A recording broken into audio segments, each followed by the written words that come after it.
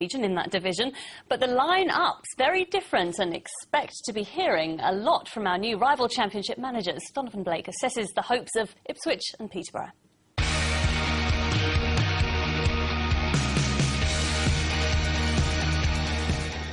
As managers go, they're two of English football's bright young things.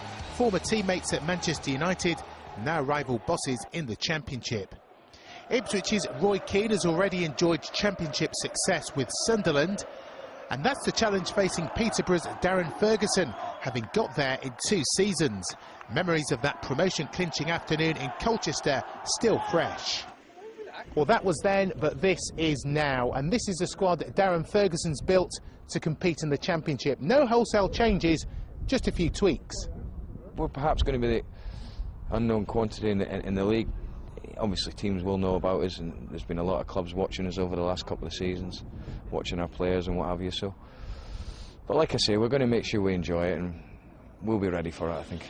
If transfer activity at London Road has been moderate, the same can't be said at Portman Road. Not many players coming in, but plenty going out.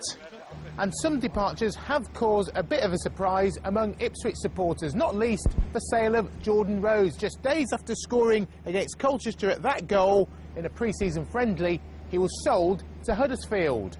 A difficult decision, admits Keane, but he's looking at the bigger picture with one single aim: promotion. I was made well aware to me that, you know, certain players had to move, not certain players, but players had to move on before I was able to get my own in. So, you know, you can't have your cake and eat it. Unfortunately, I had to sacrifice 1 or 2 players, and Jordan was one of them, because I know the boy's a good player. I think I can be a very, very demanding person, and I don't make any apologies for that. And some players enjoy that, and 1 or 2 I don't think enjoy it. And I certainly feel maybe 1 or 2 of the players that have moved on weren't kind of ready for the demands I was putting on them. A case of what might have been for one of the teams Posh have replaced Norwich City. No Championship football for them, but their mindset has already changed. We've adapted to it physically as well now, in terms of the fitness and the strength programme that we put together throughout the summer, and the players have worked really hard and kept to it, and you know, hopefully they'll understand the rigours of the division. Some of them have played there. And as they look upwards, so do Peterborough in their 75th anniversary year, and Ipswich, who embark on their campaign a week after the loss of one of their most celebrated managers, Sir Bobby Robson. The flag's still at half-mast at Portman Road. Now the opportunity's there for Roy Keane to guide them back in the big time. Donovan Blake, Anglia News. And Keane is reportedly close to agreeing a deal to sign Watford striker Thomas Priskin ahead of their opening game with Coventry. We'll have all the news ahead of the opening day fixtures tomorrow night.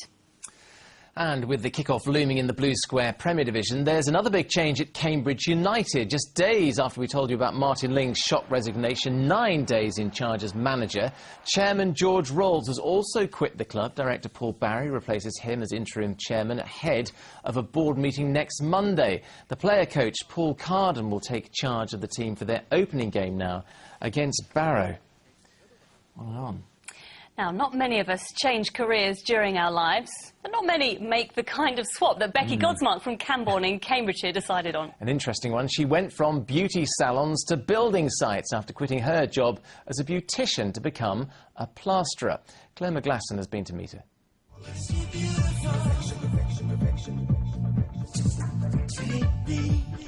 Beccy Godsmark is, by her own admission, a girly girl. As a trained beautician, she knows a thing or two about creating a flawless finish. But she's turning her skills in a new direction. These days, she really is slapping it on with a trowel.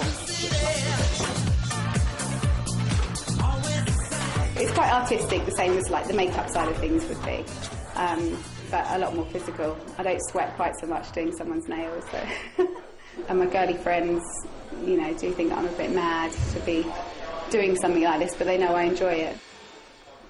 Looking for a new challenge, Beccy decided to retrain as a plasterer at this college in Essex.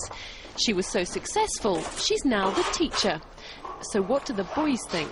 Some people think, oh, she can't plaster. When she do it, they're like gobsmacked, do you know what I mean? She looks after you a little bit more, and yeah, it's just like, it's a lot more friendly and stuff like that. Normally we get sort of early builders generally coming through, so it was quite surprising in a nice way.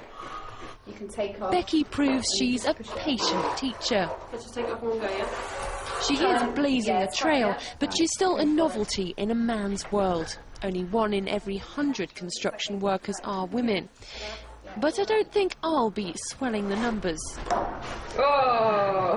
All over your nose. So you get to know what men actually talk about? I am fly on the wall in, like a stag do every day of my life. Probably 2 subjects, boobs and bums, most of the time. So do you feel the need to join in with those conversations? No, I normally go off to count my nose at that point. She's just literally like one of us, you know, she's one of the lads. Yeah. A bit more attractive though, not being rude. Well, yeah, you know, does her hair better than I do anyway. But with a beautician on site, they're learning. Claire McGlasson, Anglia News, Camborne in Cambridgeshire. From plastering on the makeup to plastering walls. Absolutely, yes. A captive audience there, just no different to any of the other kind of guys there, is she, really? Not at all. I don't think she's ever going to be short of work, is she? She looks like she knows what she's doing now. Finally, if you've ever been called a bird brain, maybe you should have taken it as a compliment. Now, you may remember that a couple of months ago we brought you the amazing story about this resourceful rook which had learned how to use sticks as tools to remove food from inside tubes. Well, Dr. Chris Bird from Cambridge University was the man behind that study, and he's now released these amazing new pictures showing the rooks using stones to raise the level of water in order to get a worm from a beaker of water there. Why didn't I think of it? Apparently, they even recognised that bigger stones worked better than small ones. The new study published today shows rooks actually rival apes in their physical intelligence. Fabulous. Right. Here's what to expect on the national news now in a